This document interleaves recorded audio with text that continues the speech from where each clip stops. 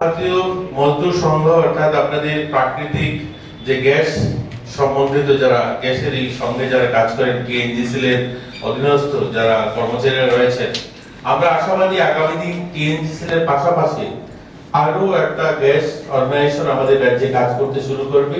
আপনারা সকলেই জানেন যে আসাম গ্যাস কোম্পানি যেটা রয়েছে আমাদের, সেই কোম্পানিও অনেকগুলো ডিস্ট্রিক্ট তারা পেয়েছে। আগামী দিন থেকে তারাও কাজ শুরু করবে, অর্থাৎ আমাদের কাজের পরিধি আরো বাড়বে। আজকে যারা আমরা হয়তো টিএনজিসিএল নির্ভরযোগ্য, এখানেই আমাদের কাজ করতে হবে, তার বাইরে আমাদের কোনো জায়গা নেই। টিএনজিসিএল এর যতগুলো সেটা পাইপলাইনে হোক, ইন্ডাস্ট্রিয়াল এরিয়ায় হোক, বা আমরা কমার্শিয়াল যে গাড়িতে যে গ্যাস ভরি বা বাড়ি বাড়ি যে সাপ্লাই দেওয়া হয়, এগুলোতে কাজ করছি। এছাড়া আমাদের বাইরে খুব একটা জায়গা নেই। কিন্তু আগামী দিন আসাম আমাদের রাজ্যে কাজ শুরু করছে। তারা আমাদের এখানে ট্যাঙ্কার পেয়েছে বোধহয়, তো তারা কাজ শুরু করবে উত্তর জেলা, ঊনকোটি জেলা, সে সমস্ত জেলায় আমরা কাজ করার সুযোগ পাবো। আমি আমার আলোচনা খুব দীর্ঘায়িত করবো না, দুটো কথা বলে শেষ করব। একটা হচ্ছে আমরা আমাদের অতীতকে দেখে আমাদের শিখতে হবে, আর বর্তমান ভারত যেভাবে এগোচ্ছে তার সঙ্গে আমাদেরকে তাল মিলিয়ে কাজ করতে হবে। আমাদের ভারত অনেকখানি এগিয়েছে, আমরা সবাই দেখছি, আমরা সবাই সারা দেশ সম্বন্ধে অবগত রয়েছে। আমাদের ভারত অনেক এগিয়েছে। আমরা একটা সময় ভাবতাম যে আমাদের বোধহয় কিছু করা সম্ভব নয়, কিন্তু আজ আমাদের রাজ্যে দাঁড়িয়ে আমরা বলতে পারি যে আমরা অনেক কিছু করতে পারি। দেখুন, আমাদের ভারতে এই যে মেট্রো রেলটা দৌড়াচ্ছে, আপনারা সকলেই জানেন যে কলকাতাতে যখন মেট্রো শুরু হয়, এটা 1980 তে মেট্রো শুরু হয়েছে, এবং এই মেট্রো বানাতে জাপান থেকে লোক এসেছে, এবং তারা এসে আমাদের এখানে মেট্রো লাইন থেকে শুরু করে পুরো মেট্রো চালু করে দিয়ে গেছে। কিন্তু আজকের দিনে আমাদের ভারতে একসঙ্গে 22টা শহরে মেট্রোর কাজ হচ্ছে, মেট্রো দৌড়াচ্ছে। এই মেট্রো ভারতের লোক, ভারতীয় আমাদের ছেলেমেয়েরা এগুলো তৈরি করেছে। আমাদের হাতে যে স্মার্টফোনটা, এটা 2020 সাল পর্যন্ত আমরা ভারত 90% এর বেশি মোবাইল আমরা ইম্পোর্ট করতাম, বিদেশ থেকে আনতাম। সমস্ত মোবাইল আমাদের এখানে ইম্পোর্ট করতে হতো। আজকের দিনে আমরা পৃথিবীর সর্ববৃহৎ এক্সপোর্টার মোবাইল, অর্থাৎ আজকের দিনে মোবাইল আমরা এক্সপোর্ট করছি সবচেয়ে বেশি পৃথিবীতে। গত ফাইন্যান্সিয়ালে আমরা প্রায় 35,000 কোটি টাকার মোবাইল আমরা এক্সপোর্ট করেছি। এই ধরনের সামগ্রিকভাবে যদি আমি বলি, আমাদের দেশ অনেক এগিয়েছে, সেটা মেডিকেল সায়েন্স হোক আর বাকি ইন্ডাস্ট্রি সেক্টর হোক, সব দিক থেকে আমরা যদি দেখি আমাদের ভারত এগিয়েছে। আমরা আমাদের রাজ্যকে যদি দেখি, আমাদের রাজ্যে অনেকখানি রোড ইনফ্রাস্ট্রাকচার আমরা দেখছি। ন্যাশনাল হাইওয়ে, একটার পর একটা ন্যাশনাল হাইওয়ে নতুন করে গড়ে উঠছে। আমি ধর্মনগর থেকে আগে আগরতলা আসতে 6 ঘন্টা সময় লাগতো, এখন 2.5 ঘন্টায় চলে আসি। কৈলাসহর থেকে 2.5 ঘন্টায় আমরা চলে আসছি।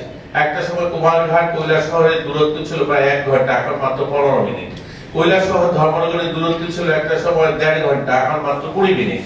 এই যে পুরো ইনফ্রাস্ট্রাকচার উন্নয়ন হচ্ছে, সেখানে কিন্তু আমরা যারা এই হলে আছি আমাদেরও অবদান, আমাদেরও সেখানে ভাগিদারি রয়েছে। আমরা সকলে মিলে সেই কাজগুলো করছি। আমি আপনারা সকলেই জানেন এখানে জুট মিল রয়েছে। আমাদের এই যে শ্রমিক আন্দোলন, অর্থাৎ যদি আমাদের মজদুরদের আন্দোলন কোথায় বড় আন্দোলন হয় থাকে, সেটা জুট মিলকে নিয়ে আন্দোলন হয়েছে। তো আমাদের ভাবতে হবে এই জুট মিলটা কেন বন্ধ হলো। আরেকটা আন্দোলন হলো শ্রমিক কোথায় সবচেয়ে বেশি, চা শ্রমিকরা বেশি। এই দুটা বিষয়ের উপরে আমি দুটা ছোট্ট গল্প বলে শেষ করবো, এটা গল্পই ধরে নিতে পারেন। এই যে জুট মিলটা বন্ধ হয়েছে, আমি ছোটবেলা থেকে দেখছি জুট মিলের আন্দোলন করছেন সেখানকার কর্মচারীরা। আন্দোলনটা ছিল শ্রমিকদের স্বার্থ নিয়ে, তাদেরকে রেগুলার করতে হবে, তাদের বেসিক বাড়াতে হবে, তাদেরকে পিএফ বাড়াতে হবে, তাদেরকে গ্র্যাচুইটি বাড়াতে হবে, অর্থাৎ তাদের স্বার্থ নিয়ে বিভিন্ন আন্দোলন। এটা হওয়া উচিত, শ্রমিকরা তাদের অধিকার নিয়ে লড়াই করবে, এটাই স্বাভাবিক। কিন্তু এই লড়াই করতে করতে করতে একটা জায়গায় এসে এমন জায়গায় দাঁড়িয়েছে যে ওই ইন্ডাস্ট্রিটা বন্ধ হয়েছে।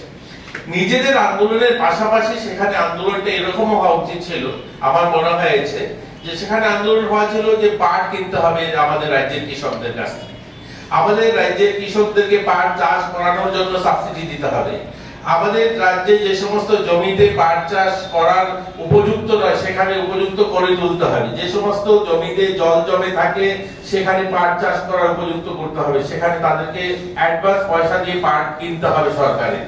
আচ্ছা, পাট চাষ যদি আমরা করাতে পারতাম এবং পাট চাষ নিয়ে যদি আমরা আন্দোলন করতে পারতাম, তাহলে মিলটা বন্ধ হতো কি? বন্ধ হতো না।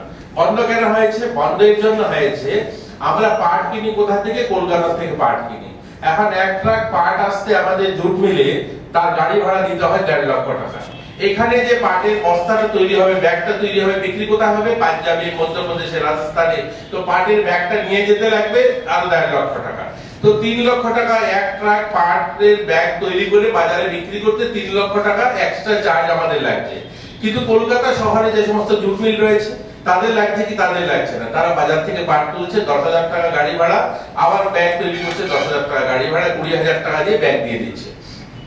আমরা 3 লক্ষ টাকা দিতে হচ্ছে। অতএব বাজারে যে মূল্যে ব্যাগ বিক্রি হয় সেই মূল্যে আমরা দিতে পারছি না। তো প্রত্যেক গাড়িতে গভর্নমেন্টকে সাবসিডি দিতে হবে। তো একটা কোম্পানিকে সাবসিডি দিতে দিতে দিতে দিতে একটা সময় গভর্নমেন্ট হাঁপিয়ে পড়েছে, দেওয়া সম্ভব নয়।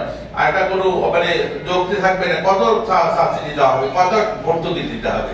তো দিতে দিতে দিতে দিতে আজ কিন্তু বন্ধ হয়েছে।